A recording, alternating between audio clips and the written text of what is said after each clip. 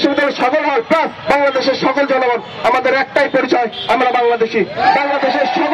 বাংলাদেশের সকল অধিকার এবং বাংলাদেশের সার্বভৌমত্ব রক্ষায় আমরা সকলে একতাবদ্ধ থাকবো।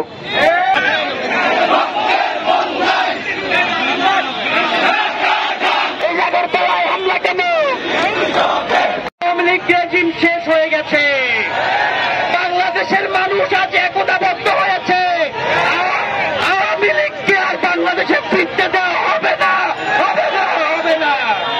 সুতরাং ভারত যদি আওয়ামী লীগ আমলের মতো আমাদেরকে আবারও কলোনি বানাইতে চায়, তাদের প্রতি আমাদের স্পষ্ট জবাব, শরীরে এক বিন্দু রক্ত ফোটা থাকা পর্যন্ত আমরা ভারতের আধিপত্য মেনে নেব না, নেব না, নেব না।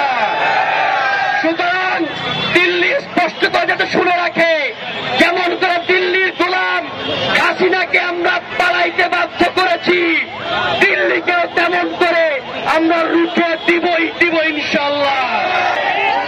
হাসিনার বিপক্ষে কথা বলতে কোনো ক্যাম্পাস লাগে না, ভারতের বিপক্ষে কথা বলতে কোনো ক্যাম্পাস লাগে না।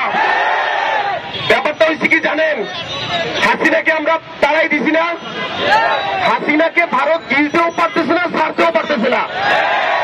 যার জন্য ভারত আরেকটা চেষ্টা করতে চায়, দেখা যায় হাসিনাকে ঢুকানো যায় কিনা। সুতরাং দিল্লি না ঢাকা। চট্টগ্রামে যে খুন করা হলো, আমরা সবাই রাস্তায় নেমেছি। সুতরাং দিল্লির ভাইয়েরা, দাদারা, আমরা গণ-অভ্যুত্থান ঘটালাম দাদাদের দাদাগিরি করার জন্য না। ভারতের সম্পর্ক হবে চোখে চোখ রেখে। আপনি অর্ডার করবেন আর আমরা চোখ বুঝে দাদা দাদা করবো, এটা চলবে না। মনে রাখবেন, এটা নতুন বাংলাদেশ। প্রত্যেকের পরিচয় এক এবং অভিন্ন, এবং সেটা বাংলাদেশে। এইখানে বারবার সংখ্যালঘু কার্ড খাওয়া চলবে না। ভারতের মোদী সরকারকে বলতে চাই, মোদী সরকার কিন্তু এই গণ-অভ্যুত্থানের ফলে উৎখাত করা হাসিনাকে আশ্রয় প্রদানের মাধ্যমে চূড়ান্তভাবে লেজিটিমেসি হারিয়েছে।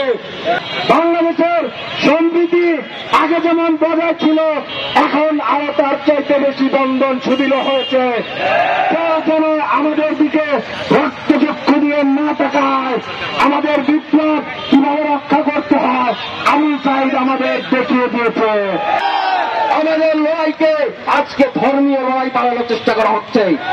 একটি সুনির্দিষ্ট মতাদর্শের লোকেরা প্রমাণ করার চেষ্টা করছে যে এটা ধর্মীয় সংঘাত। তাদের উদ্দেশ্য এখানে অখণ্ড ভারত নামে একটা আজগুবি জিনিস কায়েম করা, যা ইতিহাসে কখনো ছিল না।